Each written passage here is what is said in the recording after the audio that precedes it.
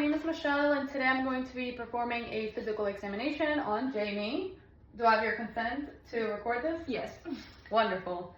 First, I would like to begin by explaining what our tools are. So, Jamie, these are our reflex hammers, which are for our deep tendon reflexes. This is our triangle rubber head, so you have a flat head and a pointier end, and again, this is for reflexes such as your knee. And then we have this side, that's a pointer end, this is for sensations. Then we have another reflex hammer, this is called our buck hammer, also for deep tendon reflexes. This also has a little part that can show you sensations. Then we have our medical pinwheel. This is specifically for sensations, like we can test more of that. Then over here we have our 2-point aesthesiometer. Yep, aesthesiometer. And then this is going to be for 2-point discrimination. Again, this is also to test sensations. We can do long distance or shorter distance, and then this is going to be for your mouth or, well, sensations around your mouth, your eyes, your ears, and other parts of your body as well. This is our medical pen light for pupil constriction, so we can test to make sure that your pupils are constricting and dilating equally and normally. Then we have our fine tuning forks. This one is the 128 hertz tuning fork, and this is going to test vibrations. And this one's the one that's most commonly used in physical examinations because it has a lower pitch, yes. And then this one is the 512 hertz, and this one's usually or typically used for testing for hearing loss, so it's a little bit less typical to use this one in a normal physical examination. These are medical scissor shears. And these help us cut through all of the clothes and any material that we need to cut through. And then this is our BMI calculator that we can test for your height or calculate your height and your weight using this. It's pretty handy. There's 2 sides to it and a bunch of other nice tools on there. Then to the tools that we are going to be using today, this is our pulse oximeter. It calculates for your blood, your oxygen in the blood, and then your heart rate. And then this is our stethoscope, helps us auscultate heart sounds, lung sounds, abdominal sounds, and today we're going to be using it specifically to calculate your blood pressure. And then this is our blood pressure cuff, otherwise known as your sphygmomanometer, and we are going to be using it to calculate your blood pressure today. With that being said, let us get started. I'm going to take your heart rate using my watch right here and your radial pulse. Okay.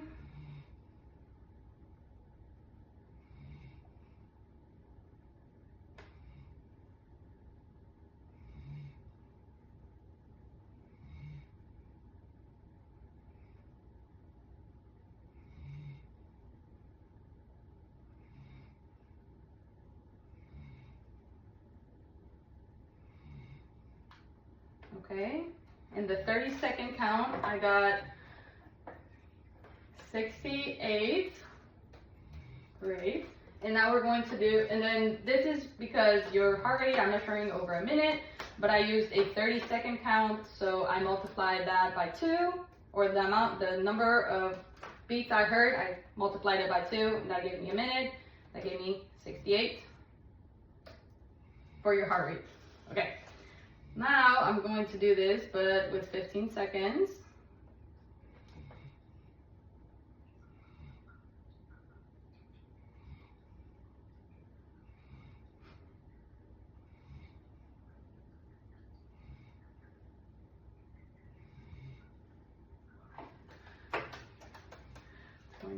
Times 4, and then you're gonna get that same number, 68. I did it for 15 seconds. Get the heart rate, multiply it by 4, you get the same, and then for a minute, you would count again. We're gonna do it for a whole minute.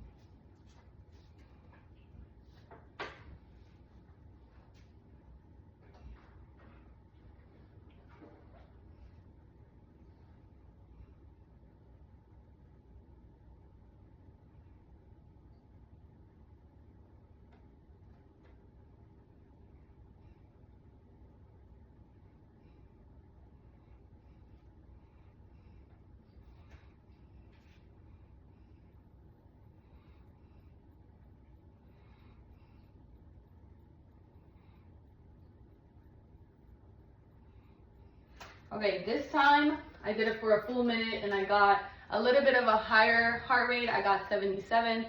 I think a little change that can happen between when you're measuring it with like through the radial pulse rather than like with a blood oximeter, which I'm about to do, is that it's going to be a little bit different every time. Also changes in maybe like what we're doing, how fast we're moving, if maybe her heart rate accelerated. Like right now I got a 77 heart rate, whereas earlier I got 68, but maybe she's a little bit nervous now, or maybe I'm like, there's human error that can occur in those situations, whereas this is a machine, and while machines can have errors, they're most likely going to be accurate. But I'm going to go ahead and use the blood oximeter so I can get her blood oxygen count and her heart rate on this. So we're going to do it on her index fingers. Another thing is that she does have fake nails on, so this can sometimes have an effect on whether this is accurate or not. That is something that you should know. Okay.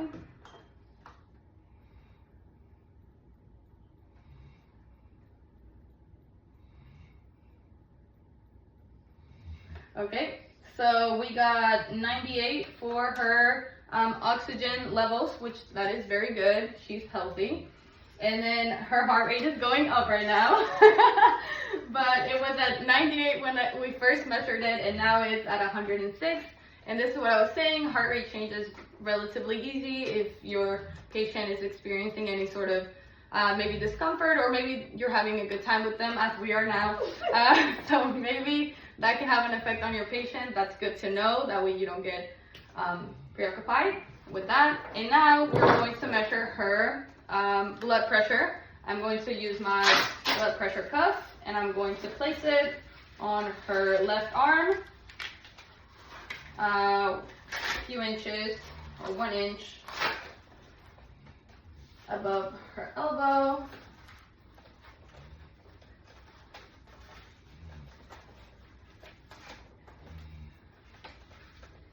And she's just going to place her arm there. I'm going to use my stethoscope and I'm going to put that sensitive brachial pulse. It's right here.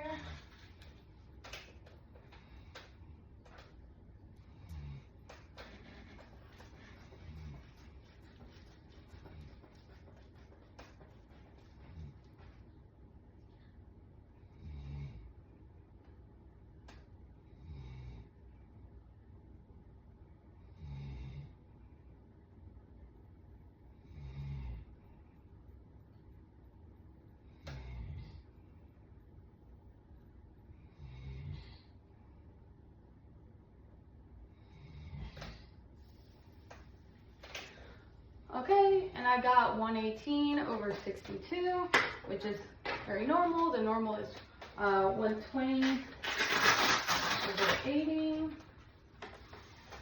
So far your blood pressure and your heart rate are very good. Your physical examination is going really well. Now I would just like to ask you if you're feeling any pain today, and I'm going to use my handy dandy pain scale that we can show them. They can use it. No pain would be a 0, all the way to the worst possible pain they've ever had would be a 10. And then if they do not like that scale, we can also use the facial expressions, which a smiling face would be no pain, no hurt, and then a crying face would be hurts, worst.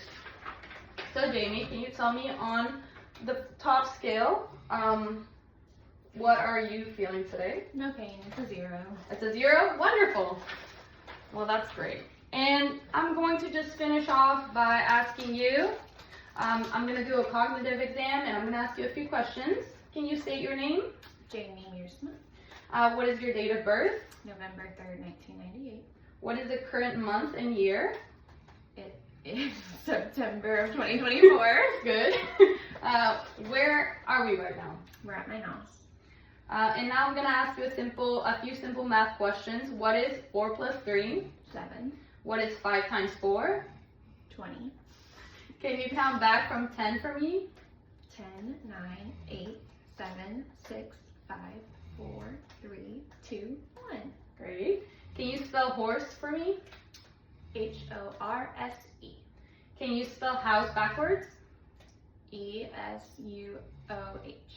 Can you repeat this phrase after me? No ifs, ands, or buts. No ifs, ands, or buts. Can you touch your finger to your nose and then touch my finger?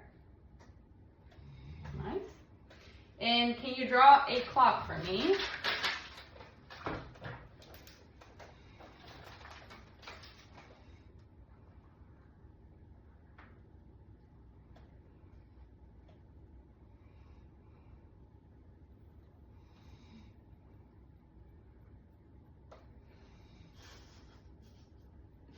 It's a little off.